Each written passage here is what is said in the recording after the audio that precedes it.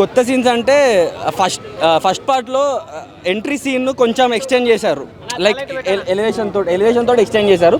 ఒకటే కొత్త scene add చేసిండ్రు, మిగతాదంతా as it is Tamannaah track అంతా లేపేసిండ్రు. అస్సలు డిసప్పాయింట్ ఏం లేదు bro.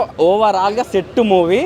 First pan India movie Baahubali అయింది, first pan India release Baahubali అయిపోయింది. ఈజీ కొట్టేస్తుంది, 100 కోట్లు ఈజీగా వచ్చేస్తుంది బ్రో. ఇంకా మొత్తం 9 days ఏమో ఉంది మూవీ. 9 daysలో ఈజీగా 100 to 150 crores వచ్చేస్తాయి. గిల్లీ ఎక్కడ తమిళ మూవీస్ని కంపేర్ చేయకు. ఈజీ అసలు బాహుబలితో గిల్లీని కంపేర్ చేస్తే ఏంది భయ్యా? లేదు, మొత్తం ఓవరాల్ వచ్చేసి లేదు. పార్ట్ 3 లీడ్ ఏం లేదు కానీ ఒక 3D మూవీ ప్లాన్ చేస్తున్నట్టున్నారు. ఆ టీజర్ ఇచ్చారు.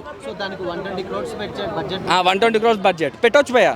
ఇప్పుడు మహాతార్ నరసింహ అంత పెడితే 300 crores కొట్టలేదా? సింపుల్ కొట్టేస్తుంది.